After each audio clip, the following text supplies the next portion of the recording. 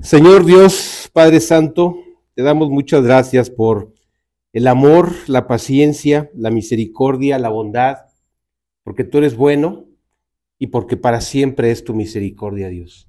Gracias, Señor, porque tú nos elegiste a nosotros, Dios. Tú fuiste quien nos buscó. Nosotros estábamos en un camino equivocado, viviendo bajo los rudimentos de este mundo. Sin embargo, Dios, con todo tu amor, tu paciencia, tu piedad y tu amor, nos buscaste, Dios. No te elegimos nosotros a ti, sino que tú nos elegiste a nosotros, Dios, para que escucháramos este mensaje que ha transformado nuestras vidas, que ha hecho cosas que nunca imaginamos, Dios, para bien, para bendición. Y es por eso, Señor, que te queremos conocer más, Padre. Queremos escuchar tu voz, conocer más de tu palabra, tus verdades, los fundamentos, los principios, para que tú lo hagas una realidad en nosotros, Dios. Para que también esa gracia con la cual tú nos diste a Cristo para amarnos y perdonarnos, esa misma gracia, Dios, sea la que siga trabajando en nosotros y se alcance la medida de la estatura de ese varón perfecto que es tu Hijo Jesucristo en cada uno de nosotros, Dios. Más allá de lo que somos, más allá de nuestra debilidad, más allá de nuestras insuficiencias, Dios, te pedimos que tu gracia preciosa, tu gracia bendita, nos llene, nos multiplique, nos transforme, nos llene el alma, Dios, y toque nuestro corazón. Y te pedimos que esta mañana, a través de todo lo que vamos a escuchar, tu palabra, testimonios, la lectura de la palabra, nos edifique, Dios. Y podamos, Señor, amarte como tú nos amas, buscarte como tú nos buscaste, Dios, y poder experimentar el plan, la transformación, la bendición que tienes para nuestra vida, porque irrevocables son tu llamado y tus dones para siempre, Dios. Te pedimos, Señor, que esta mañana seamos muy bendecidos, que tú seas el maestro, el que nos revele, el que nos enseñe, el que nos guíe, el que nos muestre lo que tú todavía necesitas transformar en nuestra vida, Señor. Por favor, bendícenos, manifiéstate a través del Espíritu Santo, alienta nuestra vida, guía toda palabra, que sea palabra buena, palabra de vida, palabra de edificación, palabra de aliento, que nos bendiga, Padre. Te lo suplicamos, Señor, te lo pedimos por los méritos de tu Hijo Jesucristo. Amén, Señor. Amén. Bueno, pues fíjense que hace muchos años, tendríamos 18, 19, 20 años, 23, ¿verdad? Y Dios nos buscó de una manera tan especial. Cada quien llevaba su vida equivocada, torcida en el mundo, pero Dios nos fue buscando a través de muchas formas. En mi caso, por ejemplo, fue mi padre, con la persona que más problema tenía en la vida. Él fue el que se acercó, me habló y empezamos a ver los cambios que Dios estaba haciendo en nosotros. Pero luego también empezamos a compartir, o sea, es parte del plan, es parte de la bendición, es parte de lo que Dios quiere, o sea, Dios te rescata a ti y a partir de que te has salvado y te lo conoces y empiezas a crecer en su amor, Él quiere que tú también compartas esto con otras personas. Cuando tú compartes con otra persona, Dios te bendice. ¿Por qué? Porque estás testificando de su nombre. Estás queriendo que Dios utilice tu vida. Y aunque seamos lentos, aunque seamos torpes, aunque no sepamos ni qué decir, el hecho de decirle a la persona, yo conozco a Cristo, eso te va a bendecir a ti. A nadie más que a ti te va a bendecir. Ya no se diga cuando la persona escucha y se interesa, ¿verdad? Imagínate, te digo, como la persona que más líos tenía mi padre, un día me dice, Dios está cambiando mi vida. Dice, ¿qué? ¿Perdón? ¿Y Dios está qué? ¿Perdón? Y no solamente me dijo, Dios está cambiando mi vida, sino empezaron a haber cambios que jamás en su vida imaginé, ¿no? Que jamás, así yo dije, pero ¿cuándo va a cambiar él? Nunca, ¿no? Hubo pequeños cambios, medianos cambios, y todo eso, así por más pequeño que fuera, era algo significativo para ver el cambio que había, que Dios estaba haciendo, y eso me convenció de que era Dios que lo estaba haciendo. Luego yo lo recibí, lo acepté, y entonces yo mismo comprobé que todo lo que había escuchado era verdad y que Dios tenía grandes planes para mí, ¿sí? Entonces, insisto, empezamos a compartir a todos, ¿no? Obviamente, yo toda la vida, con quien más cargo he tenido es con mi familia materna. Como les he platicado, nunca ha faltado alguien que no escuche de mi familia materna. Pero Manuel, mi hermano, ¿verdad? Todos lo conocen, él venía en el servicio público y si veía a una jovencita así triste, así deprimida, se le acercaba y le hablaba. Y esa jovencita pues, se llama Leti, ¿no? Leti, y se convirtió en ella y toda su familia, ¿no? Pero también en la escuela, cuando yo me convierto, también yo me convierto en el tiempo de la prepa, el último año de la prepa, y a mis compañeros que más apreciaba y amaba, también les hablé de Cristo, ¿sí? La mitad oró, la otra mitad me dijo, estás loco, ¿no? Pero los que oraron, bueno, hasta ahorita nadie permaneció, es decir, sí se convirtieron, sí hubo frutos en ellos, pero cada quien siguió su vida y no hubo más. Pero cada vez que yo me comprometí a hablar de Dios, imagínate que yo cuando iba de regreso de la prepa hacia la casa, pues iba haciendo desorden junto con todos mis amiguitos, ¿no? Entonces un día les dije, miren, yo ya no voy a andar con ustedes, o sea, yo me voy caminando ustedes porque detenían los vehículos a la buena o a la mala y entonces ya se subían y se evitaban caminar un trecho como de 2 kilómetros que caminábamos, ¿no? Entonces ya les dije, no saben qué, hoy yo no voy a caminar con ustedes, yo ya me voy a mi casa. Entonces, sí, ya, no vas a andar con nosotros. No, ya no. Pues ya, vete de aquí, ¿no? Entonces yo venía caminando, de repente veo que viene el vehículo y todos con piedras. Entonces dije, ándale. Supuse que iban a hacer, me tiro al suelo, así, pecho tierra, táctica militar, y todas las piedras, así, yo sentí como volaron sobre mi cabeza. O sea, yo en el suelo. Nada más escuchaba ta, ta, ta, ta, ta, ta, ta, cómo las piedras volaban sobre mi cabeza, ¿no? Pero ya ese día ya nunca más me volvieron a amenazar con piedras, ¿no? Entonces sí, o sea, hubo un cambio, ¿me entiendes? O sea, fue manifiesto que había cosas que ya no podíamos vivir, hacer las cosas que antes hacíamos. Entonces Manuel, por ejemplo, él estaba ya en la facultad. ¿Qué año era, Lalo? ¿Tercer semestre o tercer año? Tercer año. Entonces Manuel le hablaba a las personas. Entonces quiero que escuchen y conozcan a una de las personas que escuchó lo que Manuel les platicó. Lalo. ¿Eh? Bueno, me da mucho gusto estar con ustedes. Fue sorpresa. Yo nada más vine a un festejo, a festejar a mi amiga Delia, y ya Moisés empezó a hablar del plan y dije, eso no está en el protocolo. Por algo estoy aquí y la verdad me da mucho gusto ver la obra de Puebla. Yo no la conocía, la primera vez que vengo aquí delante de ustedes. Desde que yo me convertí, esta va a ser la segunda vez que en público doy no mi testimonio completo, pero alguna parte de él, y lo hago con mucho gusto. ¿Sí? Sobre todo sabiendo que la obra ahí va, me da mucho gusto verlos de verdad, y cada vez que voy entrando más gente dice, qué padre, están viviendo esto.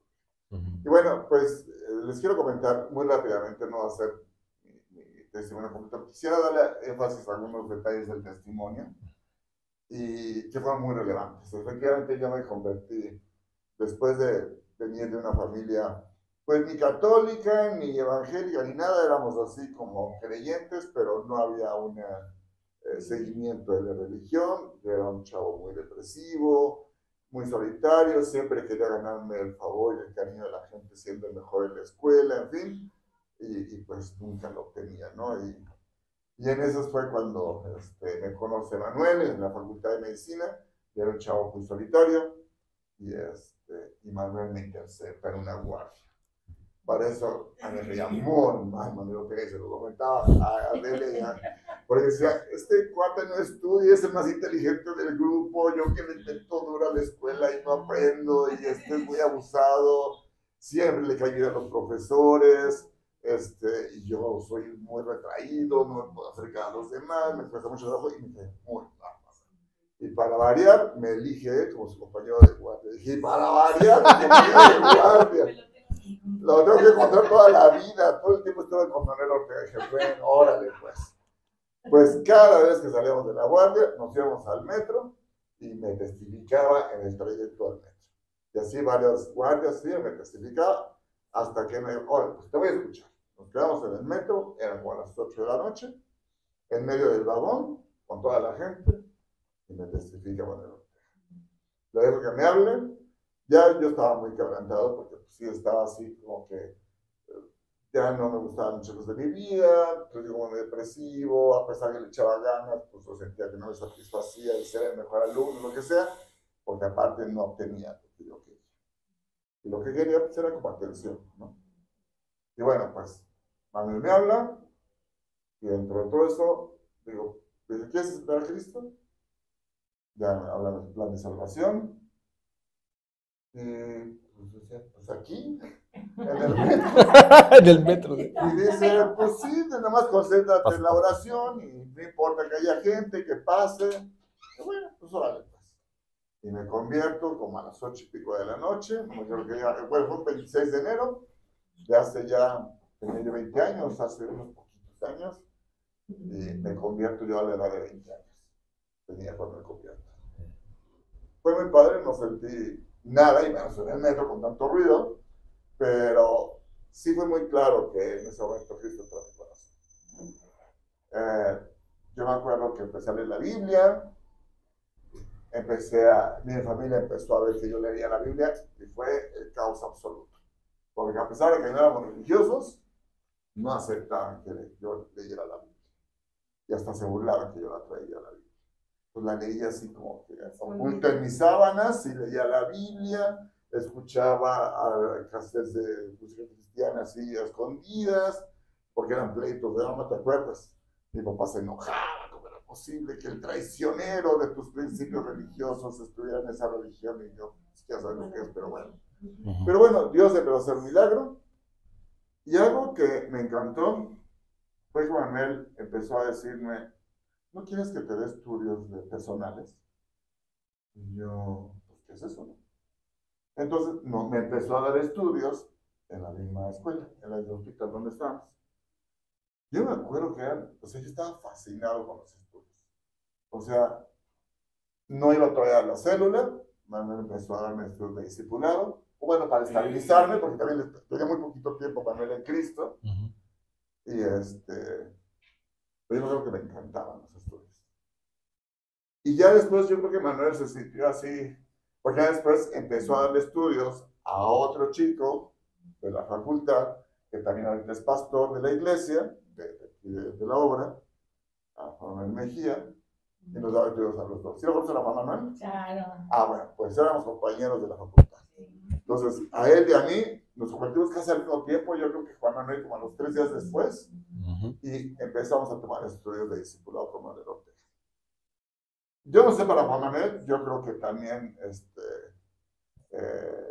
fue muy especial para Juan Manuel Mejía, pero todavía muy padre los estudios. O sea, aparte, Manuel ya Dios empezó a hablar mucho por él, sentía mucho aprecio, sobre todo pues, porque él me había dado a Cristo, ¿no? Y ya después me dice, ya no les puedo dar estudios, entonces, pero pueden ir con la persona que me da estudios a mí. Y era Paco Estrella. Paco Estrella tenía 27 años, imagínense en aquel entonces. Y nos dan estudios los sábados en la colonia Condesa. Sí. Entonces, para mí era muy conflictivo, porque en la casa, su casa, en aquel entonces, nosotros siempre trabajamos, mi papá tenía una tienda de abarrotes. Entonces, siempre fuimos extracto muy pobre, así empezamos, pero Dios nos fue mostrando y permitió que tuviéramos una tienda, pero todos teníamos que trabajar en ella. Entonces yo tenía que trabajar también en la tienda, y el pleito fue, papá, necesito que me dejes salir temprano de la tienda, no me puedo cuidar porque tengo que ir a mi estudio. No, pues imagínese, ya me había dado chance, ¿no? Pero bueno, Dios, como Dios lo hizo, yo oré y Dios me dio chance de ir a los estudios los sábados, pero eso tenía que apurarme y corriendo el metro, porque aparte era como 1 hora y cuarto de camino, ¿no? El metro, no tenía yo carro, estaba chavito, tenía 20 años, estaba estudiando la facultad,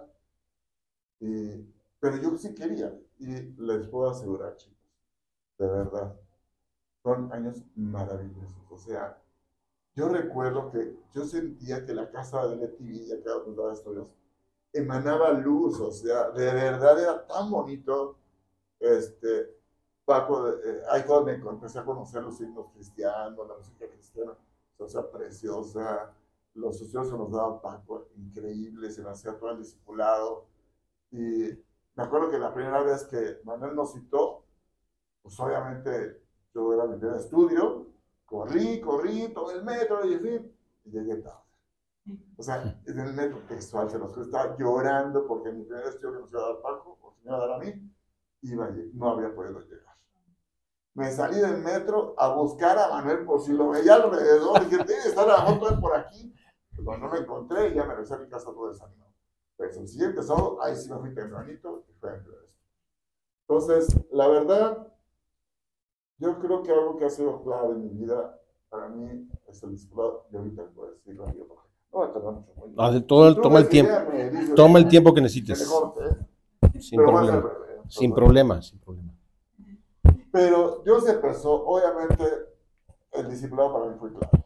La célula fue bonita, había mucha gente y todo, pero el hecho de que Paco tuviera el maestro que me dio estudios de la Biblia, tuviera cuidado sobre la vida de cada uno de nosotros, se preocupara por nosotros. La célula es un poquito más complicada, ¿no? Los estudios de la Biblia. Pero el discipulado para mí fue clave. Entonces, si no hubiera sido por el cuidado que Paco tuvo, el estar viendo por nuestras vidas, nuestro seguimiento espiritual y todo, yo no hubiera podido avanzar porque tenía muchos impedimentos en mi casa. O sea, mi papá, mi familia, así como que a algunos les valía, a otros se molestaban. Mi papá estaba muy molesto. Entonces, fue cuando Dios me hablaba de la persecución que tenían los cristianos en los primeros inicios de la era cristiana, ¿no? Y bueno, tú lo dijiste, que iba a haber persecución, que iba a haber pleitos de el padre con la madre, los hijos entre ellos. Nada me sorprende. Y bueno, pues después de mucho tiempo, pues estaba yo estudiando en la Facultad de Medicina, Manuel también, y Juan Manuel también, los tres tomamos estudios con Paco. Llegamos al internado y era hacer guardias cada tercer día. Entonces, pues Dios tuvo que hacer un milagro, pero algo que nos quedaba claro a Manuel, Juan Manuel y a mí, a los tres, era que no podíamos perdernos los estudios. O sea, los tres estábamos bien amolados, no teníamos carro, ya estábamos chavitos. El discipulado nos quedaba muy lejos. Juan Manuel vivía muy cerca de donde yo vivía, en el Estado de México. Manuel vivía muy al sur. ¿Y Paco dónde nos citaba? Hasta el norte. Hasta el norte. Allá por el metro San Come, ¿no? O sea, le chuta Fernando. Y ya íbamos al discipulado hasta por allá. Y a veces llegaba yo tarde a mi casa porque luego no había peceros. Mi papá se molestaba. Yo le decía a mi mamá, yo creo que si mi papá le hubiera visto que yo llegaba después de las 10 de la noche borracho y tomado, hubiera dicho, ese es mi hijo, ¿no? Pero como llegaba de un estudio de célula, yo le estudio discipulando, me ponía regañadas. Y hasta eso Dios hizo que no fuéramos malos hijos. De alguna manera, pues éramos hijos ordenados, éramos hijos como que... Y era típico llegar antes de las 6 de la noche. Pero a veces el estudio se prolongaba. Y ya no había peceros, y llegar a las 10, y aparte en las guardias era hacer cambio de guardias. Si me tocaba discipulado y me tocaba guardia, era pedirle a un compañero que me cambiara la guardia, pero el discipulado era imprescindible. O sea, a mí lo que me cambió la vida fue el discipulado. Y bueno, después fue el servicio social. Y el pleito de los tres de, nos tenemos que ir a provincia, y el discipulado, ¿qué va a pasar? Orar. Ahí nos veía Dios de rodillas. Le preguntaba yo a los chicos que tampoco se la sabían esa. Llega de repente alguien al hospital donde estábamos los tres, y así, se los juro, textual. Bueno, no se los juro, no se los juro, se los prometo. Llega un médico de Centro Médico del siglo XXI, antes de que se convirtiera el siglo XXI. Oigan, estamos solicitando 3 médicos pasantes que quieran hacer su servicio social en el Distrito Federal en la Facultad de Medicina. No, pues Manuel y yo así, pero brincamos de volada. O sea, fue respuesta contestada, porque eran 3 médicos. Y éramos los 3 que estaban buscando una plaza en el Distrito Federal para hacer el servicio social. O sea, Dios respondió a nuestras oraciones. Y el discipulado nunca lo dejamos, ¿eh? A pesar de guardias del servicio social, era llegar corriendo, llegábamos luego de blanco, ¿vamos? De blanco.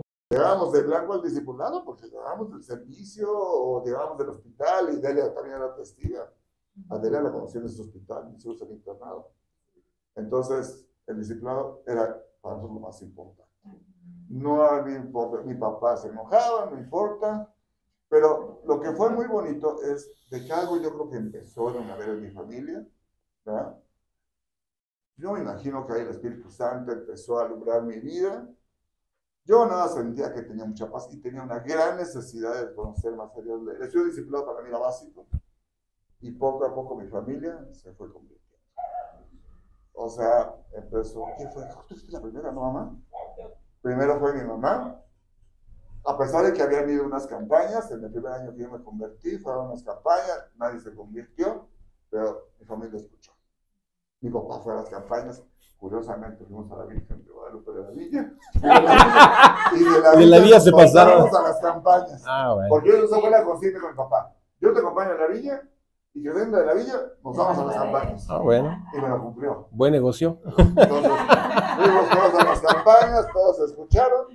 Y bueno, gracias a Dios, mi familia se empezó a convertir, se convirtió mi mamá primero, empezó a leer, a orar y todo, muy padre.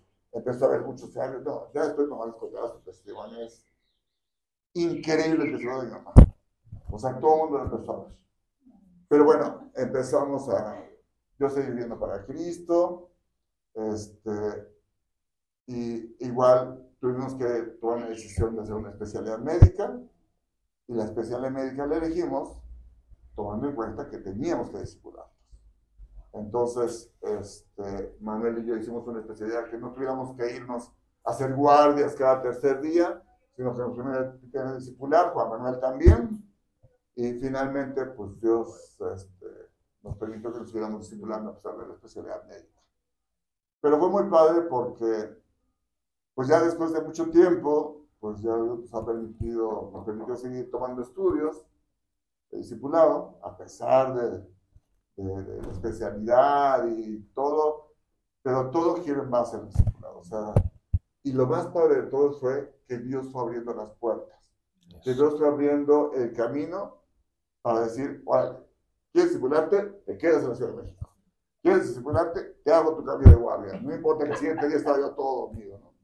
Y ¿quieres discipularte? Órale, te enfrentas con tu papá y te saco en victoria. Y poco a poco Dios me fue quitando los pretextos que mi familia se fue convirtiendo. Se fue convirtiendo a mi familia, mi mamá, mis hermanos. Mi mamá empezó a vivir para Cristo. Somos 7 hermanos. Ya se imaginarán cuántos sobrinos tengo, ¿verdad? Todo un regimiento. Y después de todo eso, pues puedo asegurar que toda mi familia es salva. O sea, mis 7 hermanos, mis cuñados, la mayoría son salvos. La mayoría de mis sobrinos son salvos, y no son salvos todos, han escuchado. Y gracias a Dios, en la casa de mi mamá, su casa también, hay una celda como esta, ¿verdad? Que yo empecé hace casi 30 años. 30 años. Y él estaba también por allá. Entonces esa celda persiste, ahí sigue en la casa de mi mamá. Lo más padre de todo esto es que gracias a que mi mamá vivió para Cristo, mi papá se convirtió al poco tiempo de haber fallecido. Finalmente fue el último que se convirtió de toda mi familia, el que estaba muy resistente, a través de mi mamá se convirtió. Y bueno, durante un tiempo, pues le di un pausa a mi vida espiritual, me fui al mundo, no se los recomiendo, chicos, de verdad.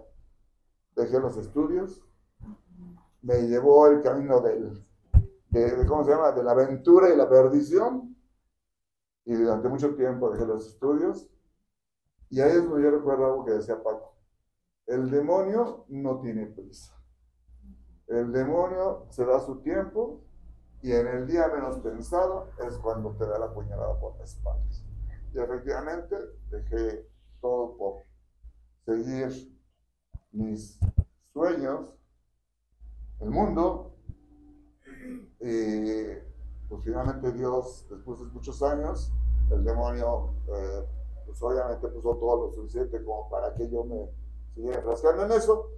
Pero le decía yo a Moisés y en el que vimos en el camino, Ya en los últimos años estaba ya así muy mal físicamente, enfermedades y todo, pero yo seguía en mi necedad.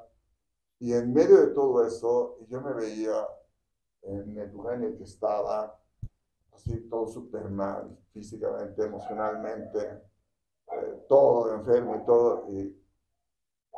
Y les juro, de verdad, no se lo juro, se los prometo. Ya es un vicio, ustedes lo entienden, ¿no? O sea, lo entendemos, sin problema. O sea, todavía hay cosas que me tengo que quitar, ¿no? Pero entiéndanme, o sea, créanme. Sí.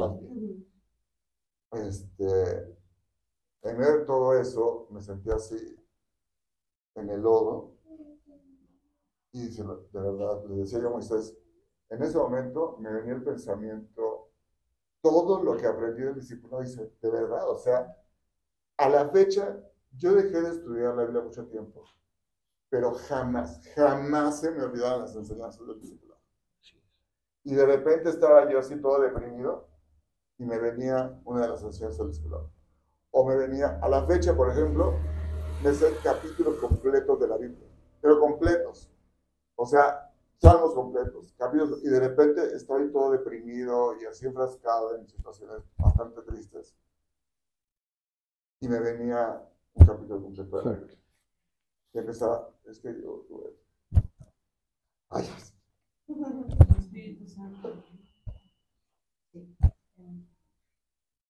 y bueno.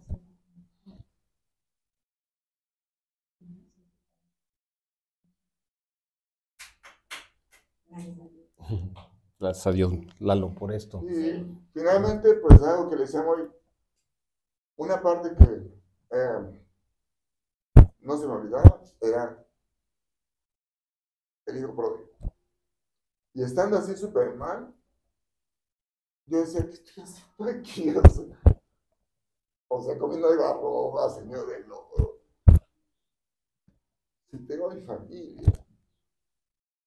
Perdón por esto, pero es la primera vez que platico esto en público. Y pues aquí estoy. Pero definitivamente, si no hubiera sido por todo lo que Dios trajo a mi vida a través de los estudios, del cuidado de Paco, de mis condiscípulos, yo sé que estoy aquí por sus oraciones. Y yo sé que, a final de cuentas, mi familia también oró mucho por mí. Ahorita pues yo le agradezco mucho a Dios que pues están tomando estudios, viven para Cristo, testifican. Mi mamá me encanta verla testificar, hablar de Cristo, o sea, son tesoros que no puedo dejar de agradecerle a Dios, ¿no? Entonces, pues, yo te agradezco mucho hoy. Mucho gusto. No te lo voy a perdonar porque me has hecho llorar en medio de tanta gente. Yo también, los hombres también chillamos, yo también chillo. Pero yo de vez en cuando chillo. Porque de verdad Dios me volvió a rescatar. Me rescató una vez del infierno. Así es. Ya me rescató de una vida muy triste, de verdad, muy triste. Pero el hijo pródigo salió adelante, regresó con su padre. Y hubo fiesta. Y aquí andamos, chicos. Gracias. Muchas gracias, Lalo. Sí, pues algo que sí, pues todos apostamos en el sentido correcto a Dios, a que no sabíamos qué íbamos a trabajar, qué íbamos a estudiar. Bueno, yo sí, yo apenas estaba vislumbrando y creímos las promesas, creímos la propuesta que Dios hacía, ¿no? Algo que me agradó mucho, estábamos hace rato desayunando y justo la escena, ¿no? Cuando ellos terminan ya con su título y cédula, ¿no? Y se van a tomar presión allá en la Ciudad de México a la Alameda Central, sin saber, o sea, no había nada más que un puestecito ahí para tomar la presión, ¿verdad? Y yo también, ¿no? Yo así apenas vislumbrando qué iba a hacer de mi vida, pero creímos que Dios tenía promesas y que Dios las iba a cumplir. Entonces, gracias a Dios toda la gloria, a Dios toda la honra, el honor, ¿verdad? Porque Manuel y él, pues, eran asesores del director del Seguro Social, ¿verdad? Eso fue lo que Dios los llevó a los dos, ¿no? Bendito sea Dios, Dios es bueno. En Él es sí, en Él es amén, y cuando tú le crees, Dios hace todo. Dios tiene todo dispuesto, todo listo, todo programado. Yo le doy gracias a Dios también. Yo mismo, ¿no? Así de repente dije, pues voy a hablarle a Lalo a ver qué pasa, y mira, así. Dios tenía este plan maravilloso, ¿verdad? Es un aliento, es un gozo. Gracias a Dios por tu vida. Bendito sea Dios por aquellos años que Dios nos encontró. Y por los que vienen en y por los que vienen también, ¿eh? Exactamente. Ok, amigos, pues bueno, ya hablé, ¿verdad? Ya hablé al principio, sí. Vamos a continuar hasta donde se pueda, no voy a correr, ¿eh? Si de por sí no corro, ¿verdad? ¿Para qué? Vámonos paso a paso, ¿no? Es un estudio muy profundo, ya iremos avanzando, ¿verdad? Dijimos que este estudio habla del futuro, el futuro cierto, ciertísimo, ¿sí? No sabemos qué va a pasar con, por ejemplo, hoy escuchaba en la semana, los indicadores económicos, ¿no? Así están los economistas con los puntos, con los nervios de punta por la volatilidad, ¿no? Que está provocando, o sea, haz de cuenta que se están dando las cosas como cuando se dio la Segunda Guerra Mundial. Así, dos potencias emergentes, una que quiere sobrevivir, otra que quiere vencer, y están así en la cuerda floja, así, para saber quién es el que va a mandar sobre el mundo. Así, una dupla que está creciendo, que es China, Rusia, que están poniendo a temblar a Estados Unidos, ¿no? Así fue como se dio la Segunda Guerra Mundial.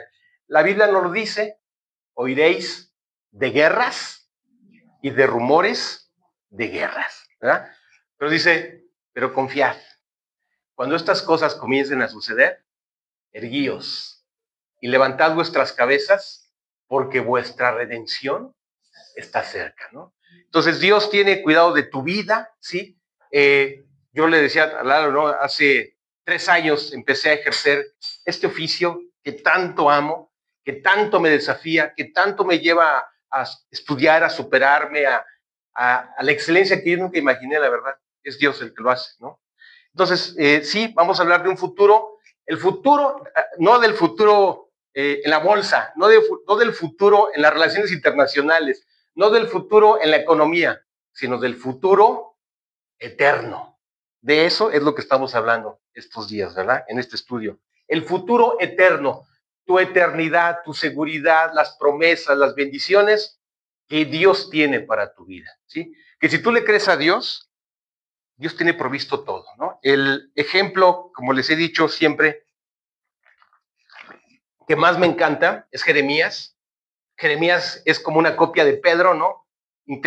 Así tempestuoso, muy emocional, de repente sí, de repente no, así muy al estilo de Pedro, pero finalmente Jeremías está profetizando todo el tiempo que Dios va a juzgar, que Dios va a cumplir sus promesas, así que recordaran cómo habían subido a una montaña a decir las bendiciones de Dios y cómo había otra montaña que se recitaban las maldiciones que habría o las consecuencias si ellos se alejaban de Dios, si ellos no le buscaban, si ellos no lo adoraban, si ellos no le obedecían, habría grandes y graves consecuencias. Entonces Jeremías les está diciendo todo el tiempo, arrepiéntanse, busquen a Dios, supliquen a Dios, Dios nos ama, Dios es bueno, el Dios de Israel será nuestro Dios para siempre, pero están pensando en todo menos en Dios, ¿verdad?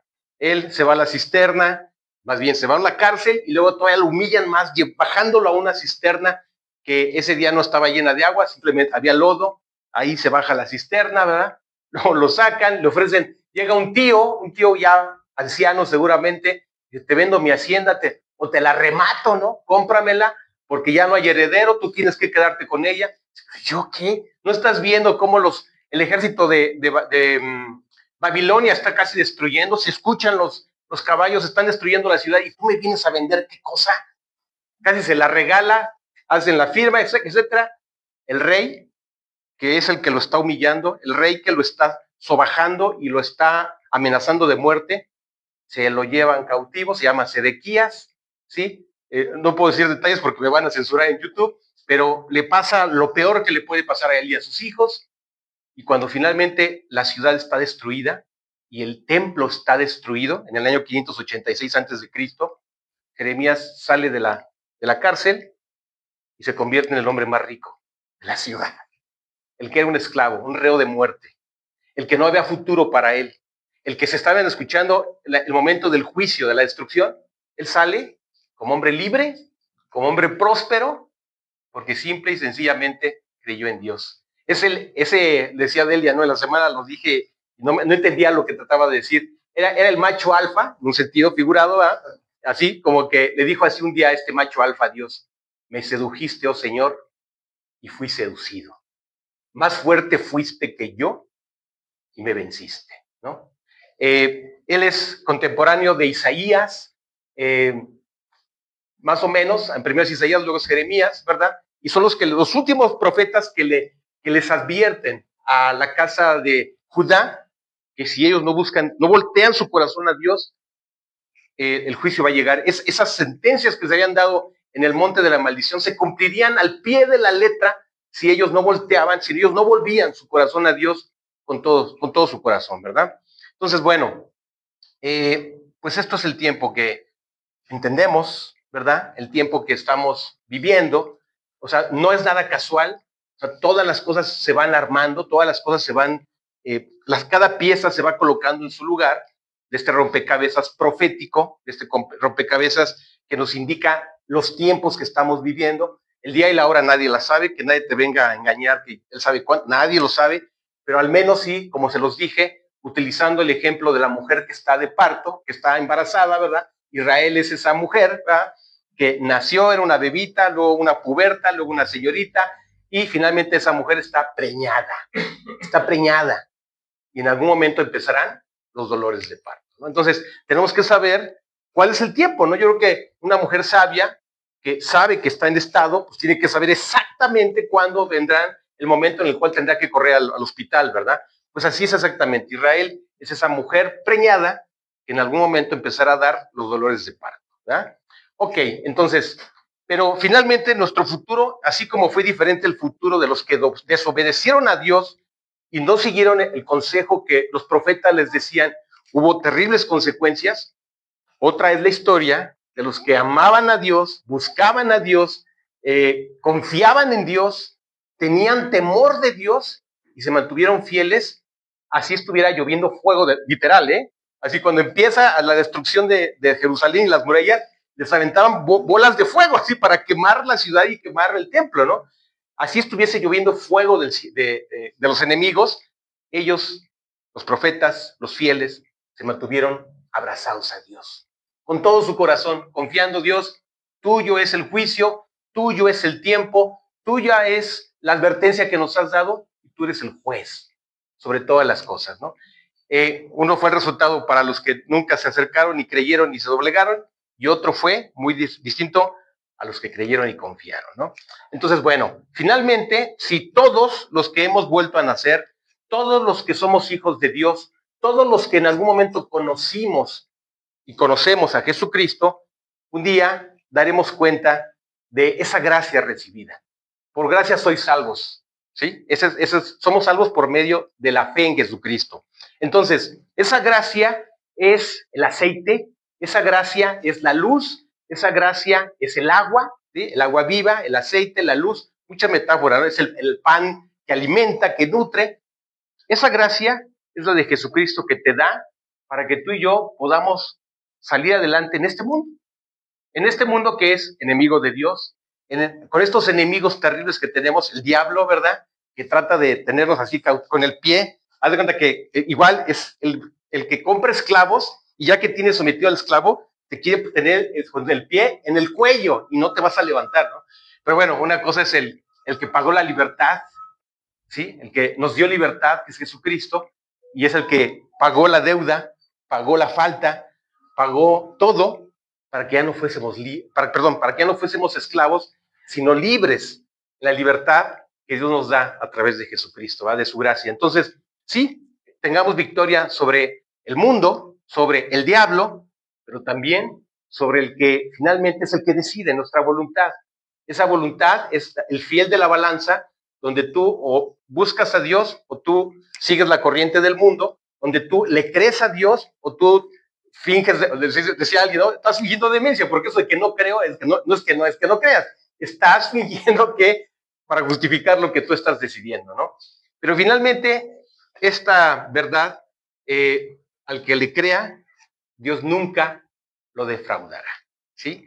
O sea, los que confían en el Señor nunca, jamás serán avergonzados, serán defraudados por haber confiado en estas promesas, ¿no? Entonces, ¿dónde y cuándo se celebrará el tribunal de Cristo? Dijimos, es una cita ineludible, ¿verdad? Ya lo chequé, Julio, es justamente primero es el tribunal y luego las bodas, ¿no? O sea, primero hacemos cuentas en la casa, qué alcanzó, qué no alcanzó, qué tenemos o qué no tenemos, y después ya a la boda, a las bodas del Cordero, sin ningún problema. Es un evento especial en ese encuentro personal del novio con la novia, ¿sí? Donde pues ya no será la novia, ya no es la prometida, ya no es la desposada. Fíjense, una de las características del desposorio judío es que era una formalización legal prácticamente. Era la promesa de que en un año esta mujer será mi esposa, pero en ese año no podía conocer el hombre a la mujer, ¿sí? Es decir, había una distancia, había una espera, había pureza, así para que les doy más vueltas, ¿verdad? Había pureza y no tenían que conocerse antes, ¿sí? Ya en el momento en que se celebraba la boda, pues eso era lo que coronaba el matrimonio, ¿verdad? El conocerse como hombre y mujer. Pero entonces era una prueba de fe, era una prueba de fidelidad, era una prueba de pureza, para que entonces todo se cumpliera, y en ese estado estamos ahorita. Esperamos con fe esa redención, la materialización de la redención, para celebrar esa boda con Cristo. Es la unión, fíjate nada más te voy a decir que es la unión de su alma con la tuya, en unidad perfecta. Así como Jesús lo dice cuando está orando, así como tú y yo somos uno, dijo el Señor, el Padre y yo uno somos, dijo Jesucristo. Su espíritu con el espíritu del Padre eran uno. Así será, así quiero que sea con ellos, que tengan esta unidad como tú y yo la tenemos, Señor. Pero eso, esa materialización, esa unión, ese vínculo perfecto, será ese día de las bodas del Cordero, ¿no? El vínculo así completo. Les dije, ¿no? Es el jarro que está lleno de lodo, de sarro, de suciedad, y que no se puede quedar vacío, sino tiene que vertir, se tiene que vaciar agua cristalina y pura, para que esa agua cristalina y pura empiece a sacar el agua sucia, y primero saca el agua sucia, luego saca el sarro, y luego saca la escoria. ¿Qué es la escoria? Lo que está hasta el fondo. Así la capa más gruesa, esa agua, finalmente, al vertir, caer, un día tarde o temprano, rompe esa escama, y entonces quedamos libres de cualquier suciedad, de cualquier escoria, de cualquier sarro, por más, más pegado que esté a nuestro corazón. Entonces, ¿qué hay que hacer todos los días? Que fluya esa agua. Esa agua es el Espíritu, esa agua es la gracia.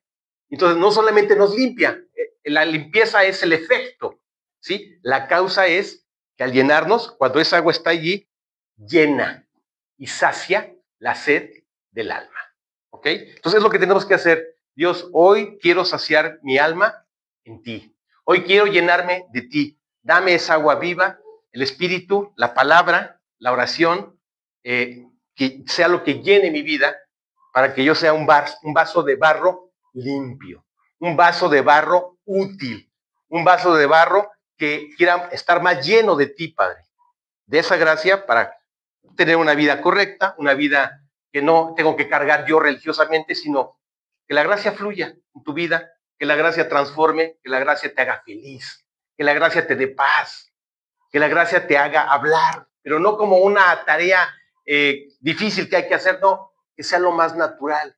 Oye, ¿conoces a Dios? Porque yo sí lo conozco y Él ha cambiado mi vida. ¿Sí? Que sea de esa manera, ¿sí? Que quieras compartir esta bendición con los que más amas, ¿sí? Que los demás escuchen lo que tú has escuchado, lo que ha hecho esta verdad en tu vida, ¿verdad? Entonces, finalmente sí, en el tribunal, ahí dirás, oye, ¿cuánto aprovechaste la gracia? ¿Cuánto la utilizaste a tu favor? Porque la gracia está, porque de su plenitud tomamos todos, dice la palabra, y gracia sobre gracia. Entonces, ¿qué te hay que hacer? Vivir en la gracia, llenarnos de la gracia, la persona quien lo hace es el Espíritu Santo, se manifiesta en tu vida. Es como otro ejemplo es el fuego, ¿sí? Tú le pones más leña o le pones más aceite a la lámpara y va a arder más, va a haber más luz, ¿sí? Y ese ponerle leña al fuego o ponerle aceite a la lámpara es tú y mi absoluta responsabilidad. Cada 24 horas tú y yo somos responsables de o te llenas del Espíritu o dejas que la carne haga el destrozo que le encanta hacer, ¿no? Pelear, murmurar, chismear, quejarse, enojarse, deprimirse, etcétera, etcétera, etcétera y etcétera, ¿no? Pero esto es nuestra responsabilidad diaria. Todo comienza con un simplemente Dios, te busco y confío en lo que tú vas a hacer. Te creo y confío en lo que tú estás haciendo, ¿sí? Y descanso en ti, Padre. Descanso en ti al remitir mi vida en oración, en súplica, para que tú sigas transformando lo que soy y me guardes. No sabes, esta semana orando con Delia, le hemos pedido mucho, Dios, guárdanos fieles, guárdanos cerca de ti, guárdanos sin tropiezo, sin caída, guárdanos de nuestra propia maldad, guárdanos de nuestras rebeliones, que no haya nada que perturbe nuestra comunión contigo, para ser fieles a ti. Sí, Deliquita. Dime.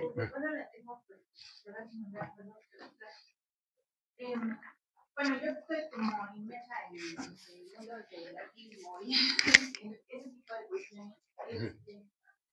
¿Qué pasa, por ejemplo, con los niños o personas que, pues sí, o sea, no tienen una conciencia como tal? Porque, digo, yo convivo luego de los pequeñitos con un autismo determinado, pero así que de verdad no tienen una conciencia.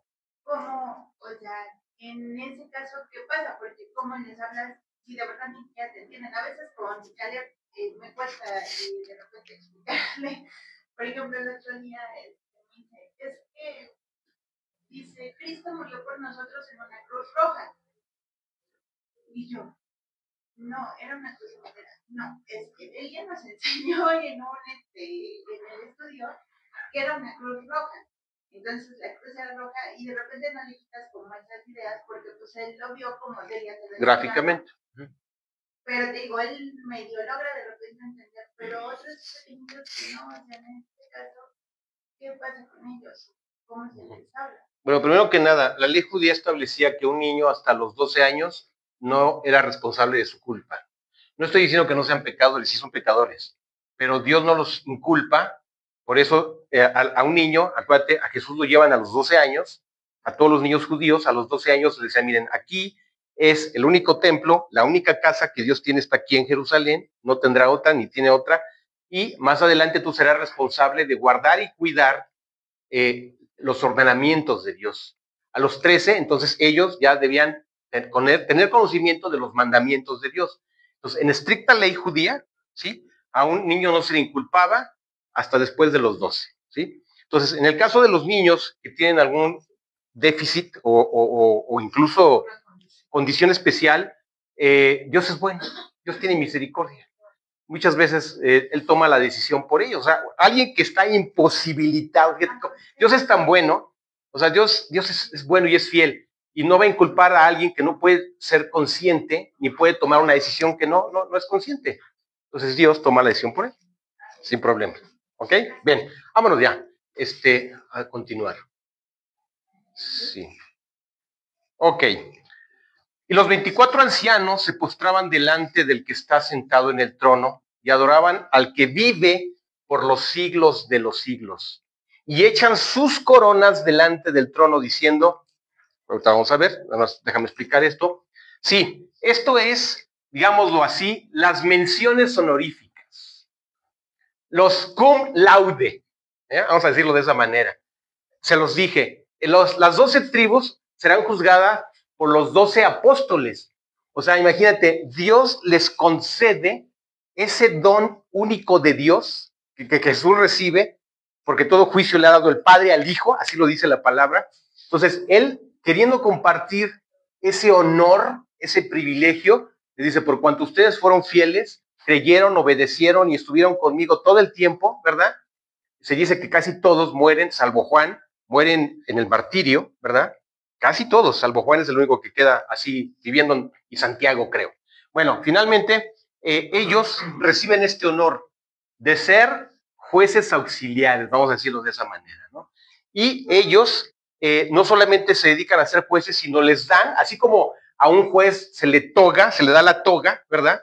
Para que eso representa, es la parafernalia que representa su investidura, ellos también recibirán ese honor, les darán 12 tronos, y entonces a través de esos 12 tronos van a juzgar a Israel, pero también los van a coronar.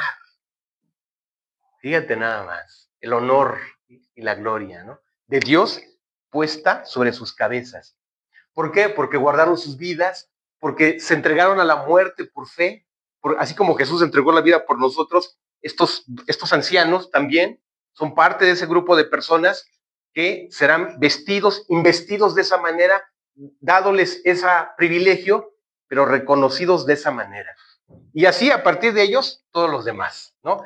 En el grado, en la medida, ¿sí? Por ejemplo, uno que es moderno, contemporáneo, Jim Elliot, ¿qué le pasó? Murió como mártir en la Amazonia ecuatoriana, tratando de predicar el evangelio a un grupo de personas que, pues, su ley era la ley de la espada, la ley de matarse unos a otros, ¿no?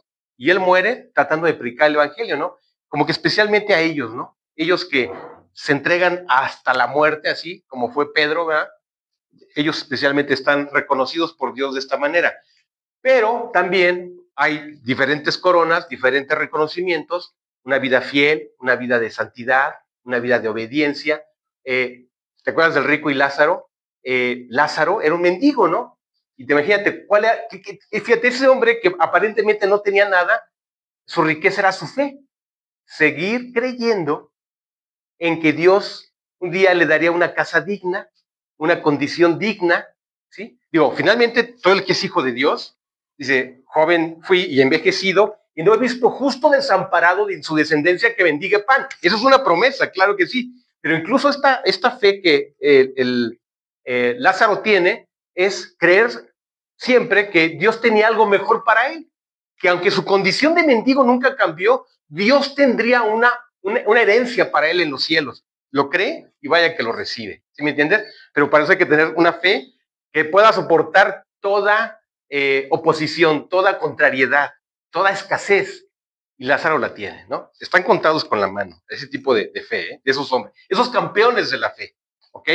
Bien, entonces, todos compareceremos ante el tribunal de Cristo para dar cuenta de nuestras vidas desde el día que volviste a nacer hasta el día en que pasen dos cosas. Vayamos al sepulcro, si es que nos toca ese camino, o seamos arrebatados en las nubes, recibiendo al Señor Jesucristo, que viene por la prometida para llevársela a la casa del Padre. ¿Ok? Vámonos, Tabito. Esos 24 ancianos van a salir de los 12 apóstoles y Lázaro. Ahí, fíjate, hay muchas opiniones, ¿no? No son 12 apóstoles, sin duda. Los otros 12, hay varias teorías, ¿no? Hay quienes dicen que son 12 profetas de la antigüedad. Ahí está Isaías, hay quien dice que es ellos, y hay quien dice, no, vamos a ser más generales y podría estar Lázaro. No, eso sería un detalle secundario, ¿no? El hecho es que sí son los 12 apóstoles más 12 más que tuvieron ese grado apostólico, vamos a decirlo así de entrega, de fe, de obediencia, de súplica. Yo, sin duda, para mí, si tú me dices, ¿tú qué opinas? Isaías, sin duda, ¿no? Por la excelencia. Por supuesto, o sea, Isaías que lo están persiguiendo, le predica a todos los reyes de Judá, de Israel, y dicen, ya, dale, acábalo. Se esconde en un árbol, está conteniendo la respiración, y llega alguien, ¿sí? Nada más haciendo señas, aquí está. Llegan con una sierra y lo parten en dos. Lo dice la Biblia. Unos fueron aserrados. Así lo dice. Los campeones de la fe menciona los que murieron así, por la fe. Es Isaías. Para mí, mi opinión es, ¿tú qué opinas? Es él. Seguro que esos 24, ahí está él. Esos, por supuesto. O sea, cada quien tendría su terna, ¿no? Yo creo que es él. Exactamente. Ok, contestaba, ¿vale? Ok, vámonos, Chavito. Las obras. Ok. Entonces, los que temían a Dios hablaron ¿Qué pasó? Los que temían. Sí, temían. Los que temían a Dios hablaron cada uno a su compañero. Y Dios escuchó y oyó, y fue escrito libro de memoria delante de él para los que temen a Dios y para los que piensan en su nombre. Sí. Espérame, por eso lo subrayé, libro de memoria. Así como había un libro donde estaba el acta que nos acusaba, ¿te acuerdas? Así, todo escrito, porque lo dice al final, y los libros fueron abiertos. Lo dice la palabra. Y entonces, y en ellas estaban escritas las obras. ¿De quién? De los muertos. ¿Quiénes son los muertos? Espirituales. Y fueron juzgados por las obras, por cada secreto, por cada pensamiento. Estoy hablando de los que nunca volvieron a nacer, los que nunca recibieron a Cristo. El juicio del gran trono blanco es un juicio con toda su legalidad. O sea, está el juez, es Dios, están los ángeles como testigos, ¿verdad? Y están los acusados. Se leen, se abren los libros donde está escrito cada pecado, cada secreto, cada maldad. Y los muertos fueron juzgados de acuerdo a las cosas escritas en los libros, dice la palabra. Y el pecado más grande, ¿cuál es el pecado más grande que un incrédulo comete? ¿Perdón? Fuerte. Nunca aceptar a Cristo en su corazón. Y entonces, pudiendo tener la salvación, tu libro y el mío, seguro que también era así de grueso, ¿no? Pero ¿qué sucedió? En una de las páginas de ese libro, dijo, una hoja en blanco, todo está pagado por la sangre de Cristo. Ya, o sea, quedó limpio, esa deuda quedó pagada. Pero entonces ellos, ¿cuál es el pecado más grande que cometen? Cerrar su corazón y decirle, ese es el pecado imperdonable. Nunca aceptar a Jesús. Nunca dejarse lavar por su preciosa sangre. Y entonces serán juzgados en el juicio del gran trono blanco, ¿sí? Pero nosotros, ya habiendo sido lavados en la sangre del Cordero, nosotros, ¿de qué vamos a dar cuenta? De la gracia. Porque de su plenitud tomamos todos, y gracia sobre gracia. Entonces, esa gracia es el favor de Dios, la transformación de Dios, el milagro de Dios, la guía, la sabiduría de Dios para nuestras vidas, para que aprovechemos, para que no la desperdiciemos. La gracia bendita de Dios, que todos los días puede transformar, renovar, ¿sí? Todo queda lavado todos los días. O sea, tú te entregas a Dios, le llevas a Dios cuentas cortas, no dejes que la cuenta se haga grande, ¿sí? Porque si no, entonces va a ser más complejo. No porque Dios no pueda perdonar, sí perdona y lava y limpia, no hay problema. Pero el que queda dañado es uno. O sea, cuesta más trabajo. Es como, es una literalidad casi, es una figura, pero es casi literal. Es como el que recibe golpes por todos lados, dices, ¿por dónde atendemos la herida? La más grave. Entonces vamos a la más grave, pero tiene un montón de heridas en su cuerpo. Eso es el pecado. Cuando no lo dejamos que se acumule, nos va causando heridas, infecciones. Dices, pues hay que atender la que pone en riesgo la vida antes de que éste se muera, ¿no? Exactamente así es el pecado. Ve con Dios y deja que te sane la herida que pone en peligro tu vida espiritual. Que Dios la sane. Ya sanó esta y vamos a la otra, y vamos a la otra.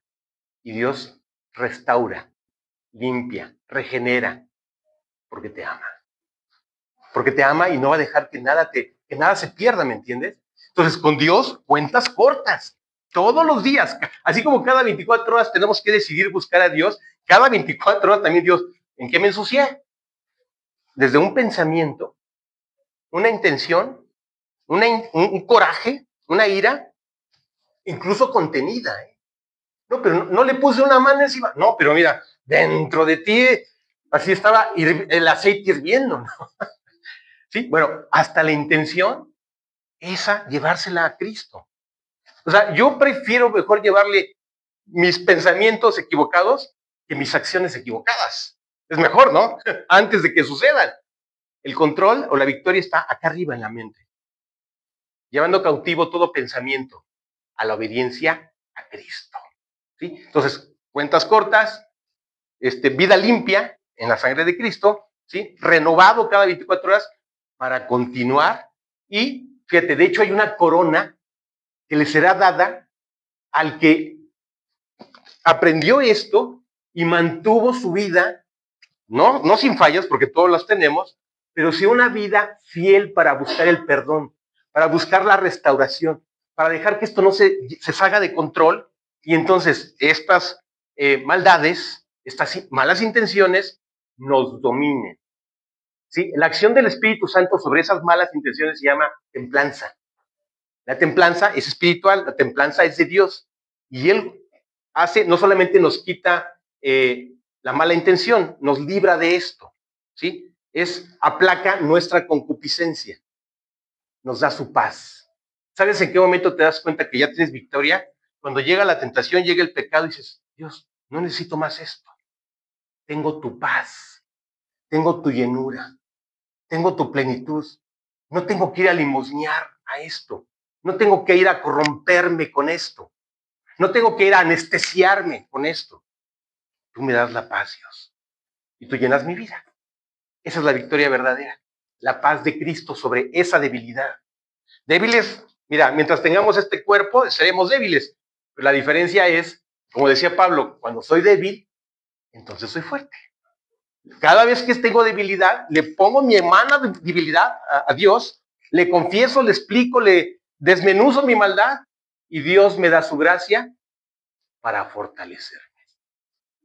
El que aprende esto de su vida es el que va a recibir una corona porque ha aprendido a remitir toda su maldad a Dios para estar en paz y tener templanza, la templanza de Cristo. ¿Ok? Bien. Entonces, sí, finalmente también, para nosotros, hay una hoja donde se ha escrito, desde el día que te convertiste, cuánta gracia. O sea, no vayas a pensar que la gracia hay creyentes de primera, segunda o tercera. ¿Sabías que no? Simplemente es quien ha aprendido a obtener la gracia, a vivir en la gracia, ¿sí? A tener el éxito de la gracia, la bendición de la gracia. Y eso es para todos. El que la recibe, el que la sabe obtener, esa es la diferencia, ese es el hombre sabio. El que vive en la gracia y recibe más gracia de Dios. ¿Ok? Vámonos, David. Sí. ¿Cómo es gracia sobre gracia? Ok. Este cuerpo, estamos aquí vivos y presentes, pero estamos limpios por la bendita sangre de Cristo. Pero tu naturaleza, mi naturaleza, ¿es la misma o es hasta peor? Esa no cambia. Pablo decía, miserable de mí, ¿quién me librará de este cuerpo de muerte? ¿Sí?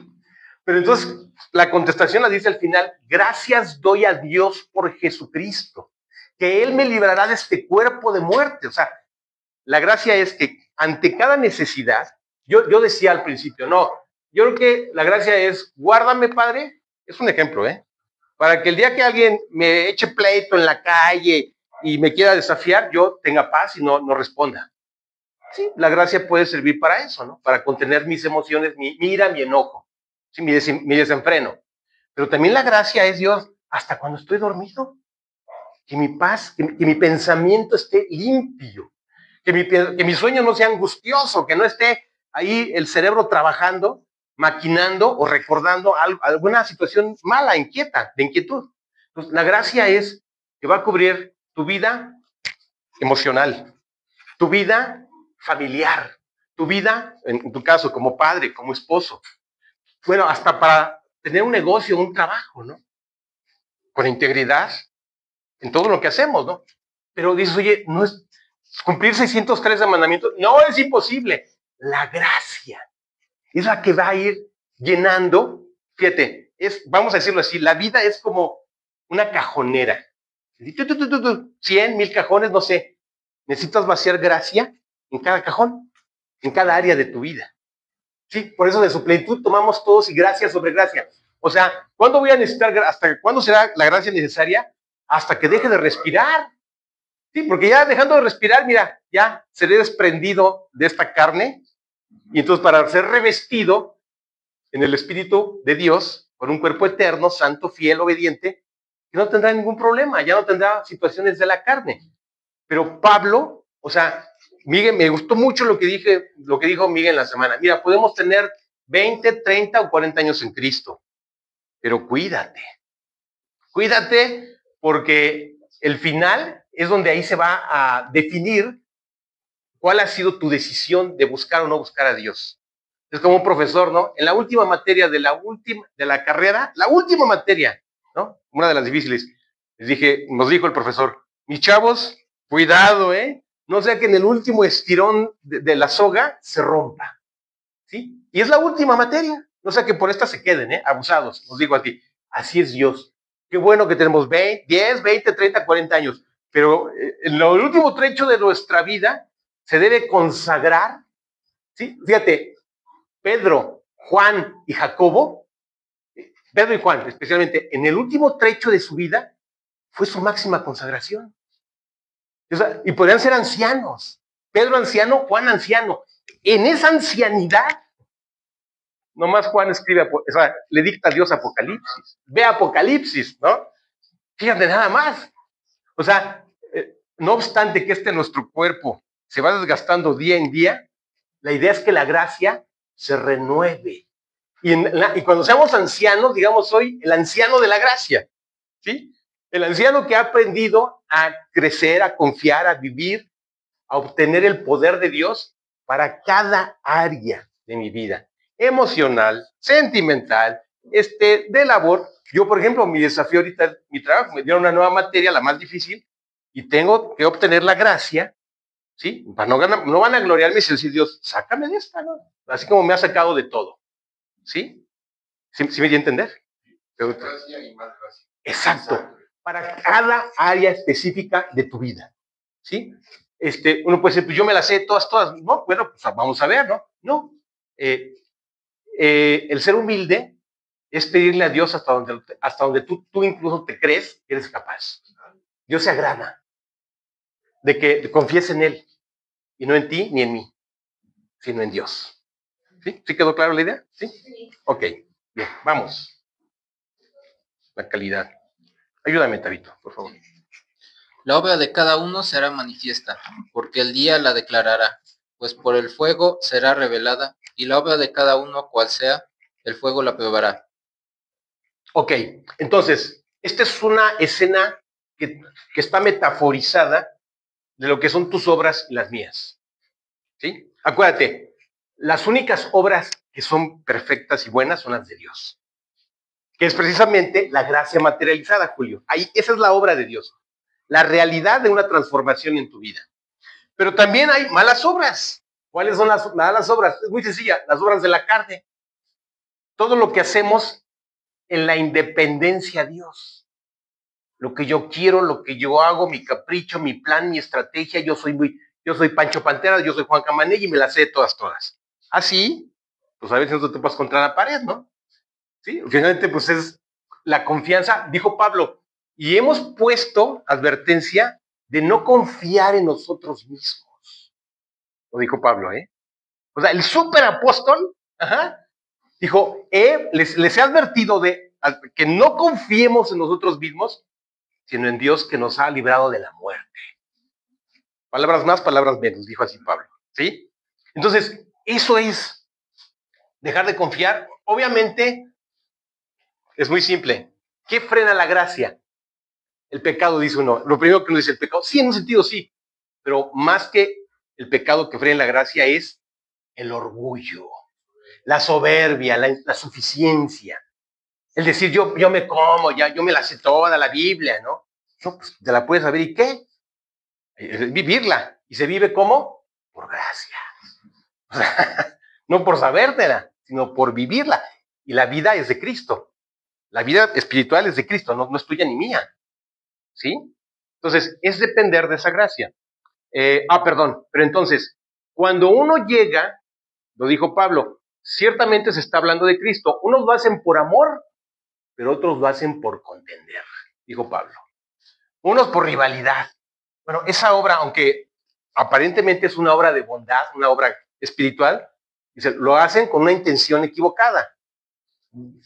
Por contender, mira, yo soy más que tú. Bueno, el día del tribunal de Cristo, todo eso será pasado por fuego.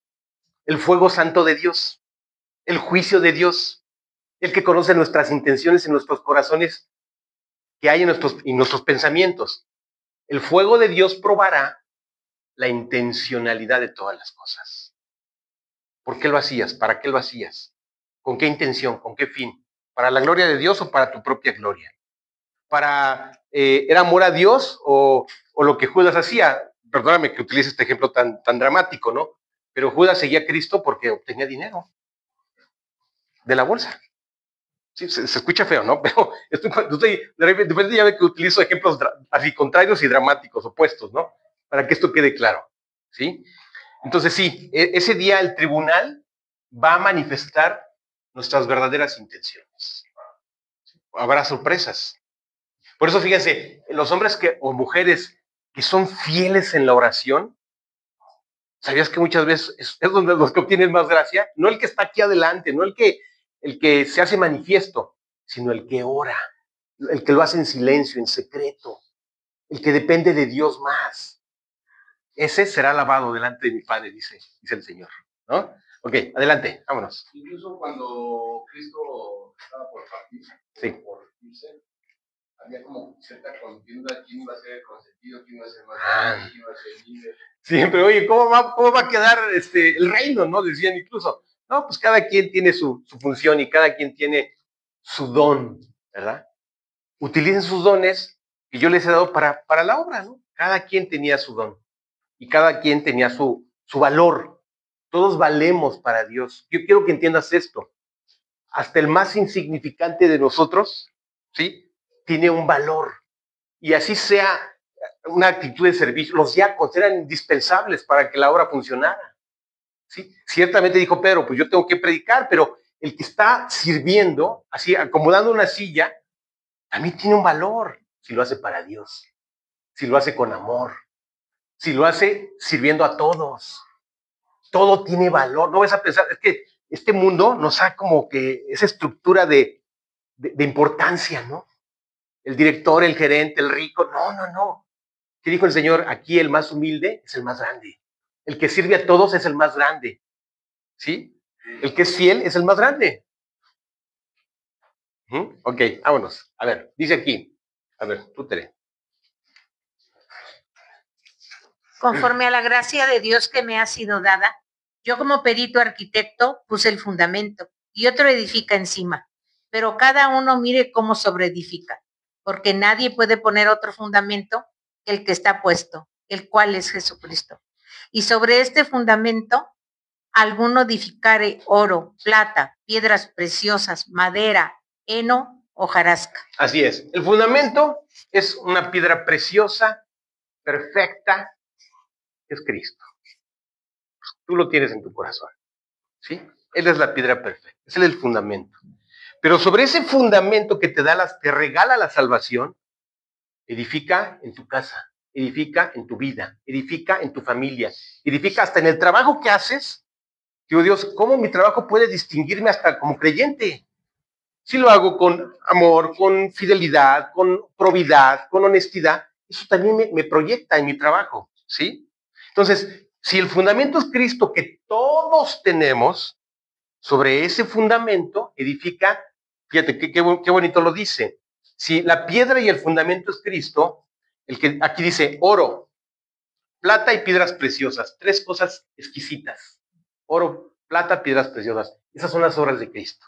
Las obras de la gracia, las obras del Espíritu, ¿sí? Pero también dice aquí, fíjate cómo dramáticamente dice madera, heno y hojarasca. Pues es un jacal, ¿no? O sea, eso, el viento se va a llevar el heno y el fuego prende así en un instante la hojarasca. Y la madera. Exacto. Entonces dice, así, porque lo que los hombres tienen por sublime, dice por ahí la palabra, delante de mí es abominación. O sea, para lo que uno pensaría que el que ama el dinero, por ejemplo, ¿no? El dinero. Así, pues dice Dios que eso es hojarasca. ¿Sí me entiendes? O sea, Dios tiene otra categorización de lo eterno a lo temporal. Insisto, si tú buscas a Dios, te aseguro que tu trabajo te va a dar dignidad. Si tú amas a Dios, te aseguro que lo que tú le des a Dios se va a multiplicar. Te va a dar mucha dignidad. Porque Dios es el que bendice. Dios es el que nos viste. Dios es el que nos da de comer. Dios es el que nos da salud. Dios es el que nos da paz. ¿Sí? Entonces, tú con Dios Y Dios se encarga de todo lo demás. Así sea la cosa más sencilla que hagas, ¿sí? Dios te va a multiplicar lo que tú haces y le das a Dios, ¿sí? Vámonos, Tabito. ¿Cuánto llevo? ¿Ya llevo la hora? ¿Lo saben? No, más. Bueno, son 10 para la 1. Cuarto para la 1. Ok, a la 1 corto ya, ¿vale? Bien. Entonces, las buenas obras, ya las he venido explicando, dando detalle de ellas. ¿El que sigue? Otra vez, a ver. Dale. Ok, adelante. Acordándonos de la obra de vuestra fe, del trabajo de vuestro amor y de vuestra constancia en la esperanza en nuestro Señor Jesucristo. ¿Ya viste los 4 elementos? Fíjate, los identificamos rápidos. La obra de fe, 1. Amor, 2. Constancia, 3. Esperanza, 4. Ahí están. ¿Sí? Ese es el fundamento. La obra de Dios se hace bajo estos 4 fundamentos. Cuando Dios lo está haciendo. Cuando Dios lo está produciendo en ti. ¿Sí? Se dan de manera natural. ¿Sí? O sea, alguien me dice, oye, es que, ¿cómo puedo creer más? Busca a Dios y obedécelo. Depende de Él, clama a Él. Sigue sus pasos. Y entonces se produce esto, fe. La fe es un fruto del Espíritu. La fe es el decir, mas el justo por su fe vivirá. Porque por fe andamos, no por vista. Y ¿qué es pues la fe? La certeza de lo que se espera, la convicción de lo que no se ve. Entonces, eso creyendo en el invisible, en el Todopoderoso, te da seguridad, te da confianza, es el ancla. Dice que la fe es el ancla del alma para no desviarnos a cosas equivocadas. ¿Sí? Entonces, exactamente es eso. Estos cuatro dones que vienen de Dios cuando tú le buscas. ¿Sí? Bien, vámonos.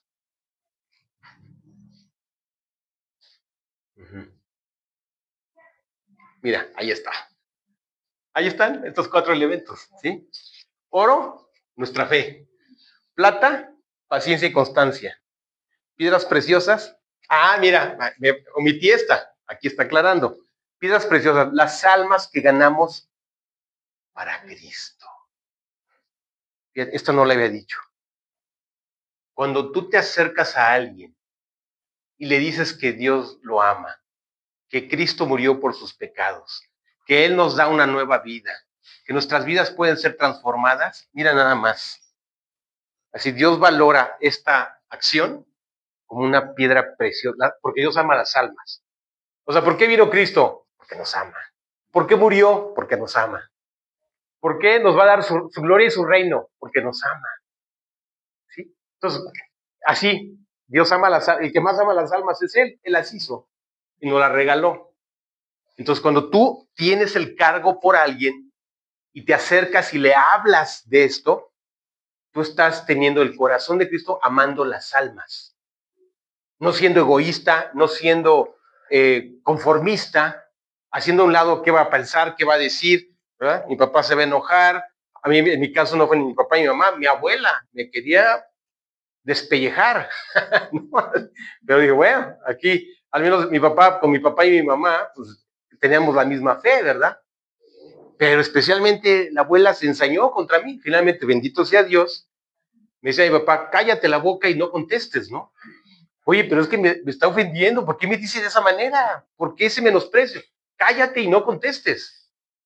¿Sí? Pero se los he dicho toda la vida, ¿no?